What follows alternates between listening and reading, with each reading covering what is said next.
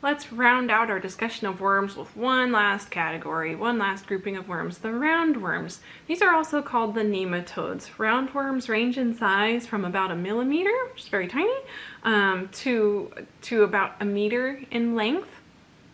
They tend to be aquatic, or they like to live in wet soil as well. Some of them have a very important job of just acting as decomposers. So what we have on the left here is a example of a nematode. There we go, a nematode that's just free living. And these are decomposers of organic matter. So again, working in conjunction with the fungi, here's another organism that helps to decompose organic matter and recycle materials.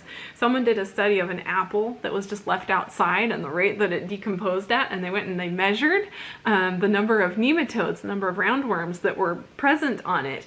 And they found that they counted them, there were about 90,000 was the estimate in the apple, just working to decompose it. So there are a lot of these, they're very small, but they do important work. Some roundworms are parasitic. So right here in the middle, we're seeing some parasitic roundworms in pork. This is what a hookworm looks like. A hookworm is a type of roundworm, and its mouth has these hooks.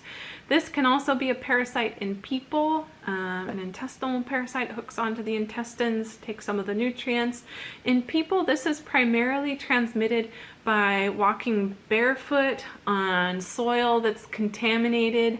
So like if there was an animal that passed by, and if it was an infected animal and it pooped, then the feces on the ground might be carrying the eggs for the hookworm.